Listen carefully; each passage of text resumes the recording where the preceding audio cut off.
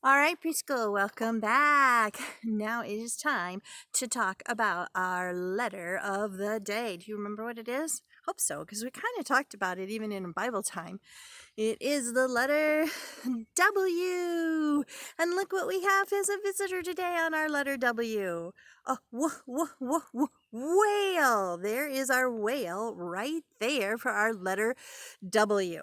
Now, I know that you have been practicing super hard on all your letters, and we're actually getting very, very close to the end of the alphabet. You have been practicing so hard all year, and I'm so very, very proud of you. So, all of these lines that you've been working on are all going to come together. So, I don't really feel like you need a lot of extra practice, like a pre writing practice, to get ready to make the letter W. So, today is our day to write the letter W. Are you ready? Okay, I'll show you.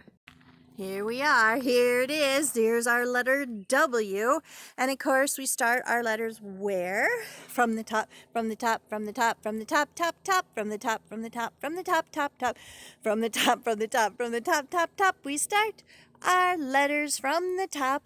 And this one is such a fun one to make. Like we were talking about, it's like one solid hiking trip, okay? So you go down the valley, up the mountain, down the valley, up the mountain, down, up.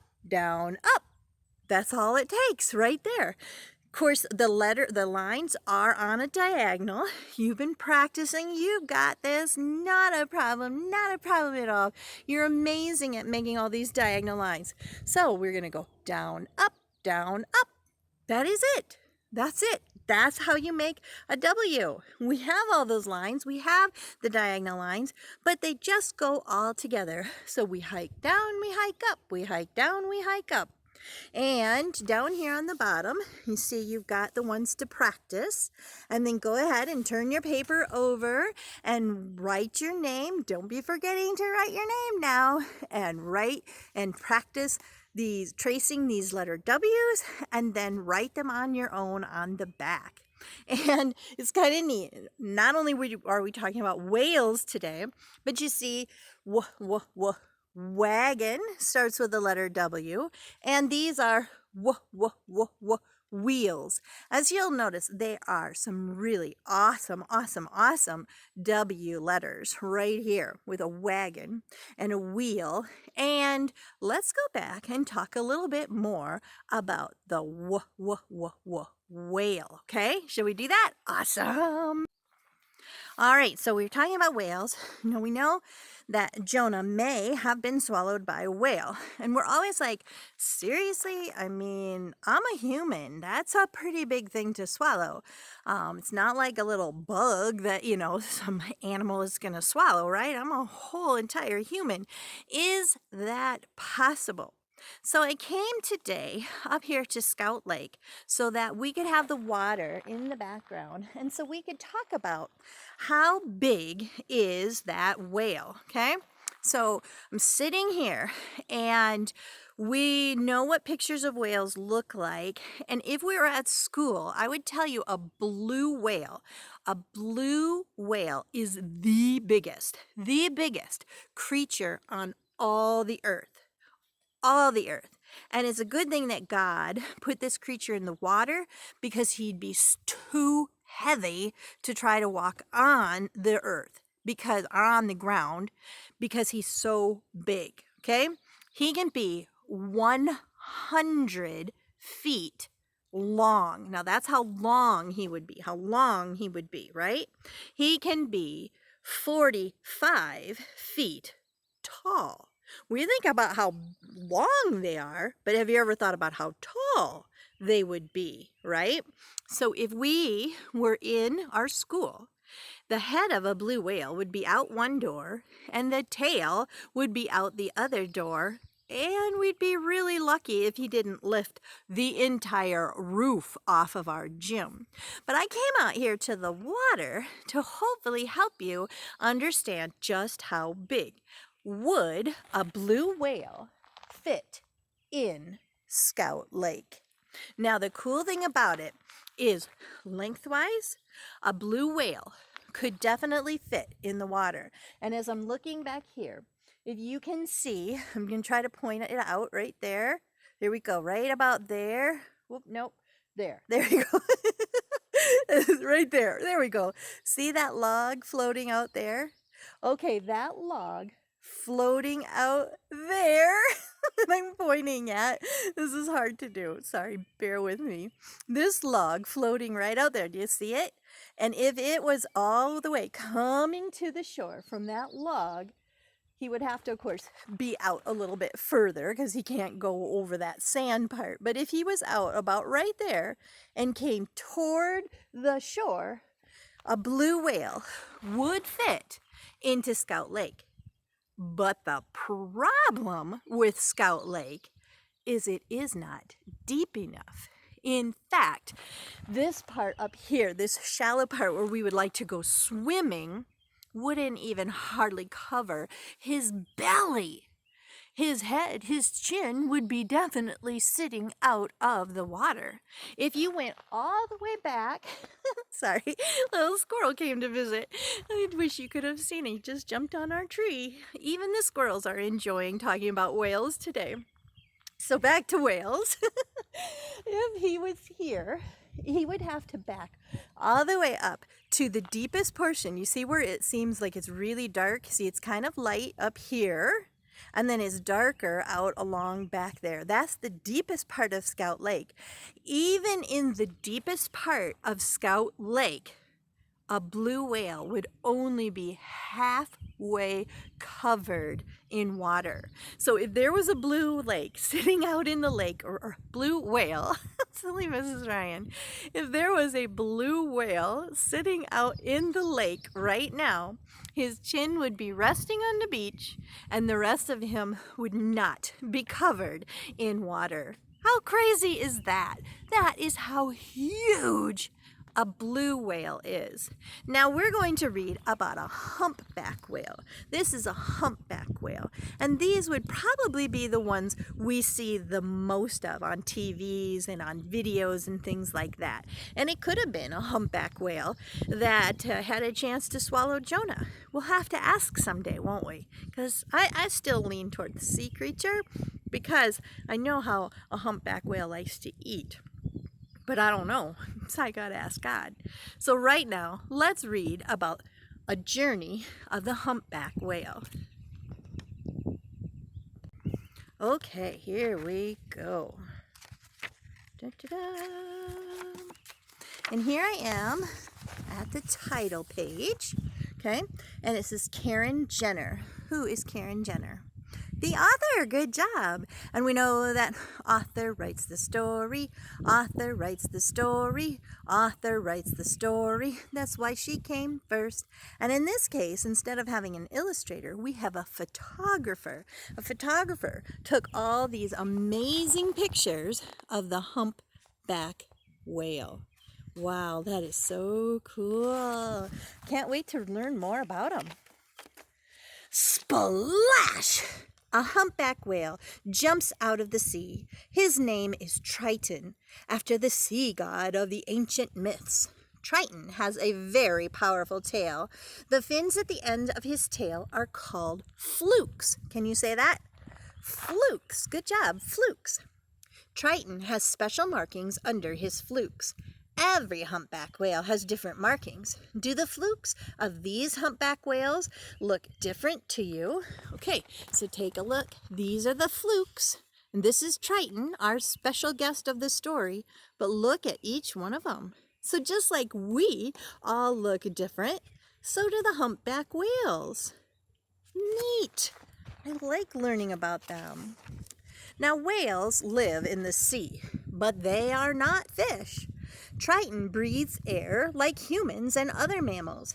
He can hold his breath underwater for about 30 minutes. Now you can set your timer and see how long 30 minutes is. That is a very long time to hold your breath. A human can't do that. But he usually swims to the surface every 4 to 10 minutes, which is still a long time for a human. I don't recommend trying it. Then Triton breathes through a blowhole at the top of his head, and he sprays a cloud of mist into the sky. Now this is a picture of his blowhole right there. Wow. Blowhole. Humpback whales have two blowholes. The mist from a whale is like your misty breath in the cold water. And there he is, blowing air out through his blowhole. Sometimes Triton makes special noises under the water. Groan and grunt. Chirp. Triton sings loudly, repeating the same song again and again. The eerie sounds of his song can be heard far away. Only male humpback whales like Triton sing this special song. He sings so other whales will know where he is, especially the female whales. So can we try to sing the special song that Triton sings together? Ready? Groan, grunt, chirp. Do it one more time with me. Ready? Groan, grunt, chirp. Hey, good job. I didn't know you could be a whale so well. Now, Triton has spent the winter in the warm water of the Caribbean Sea, and now he is hungry. There isn't much food for a whale here. It is time for Triton to swim thousands of miles home to the far north of the Atlantic Ocean. He lives there for most of the year. The water is cold in the north, and Triton knows that it will be full of good food to eat. So down here, okay, just so you know, we live up right here, right around here, okay? And this is where Triton spent his winter, and he has to swim all the way up. Now, this is the Atlantic Ocean. We live by the Pacific Ocean. So this is a story about a whale on the other side of our country.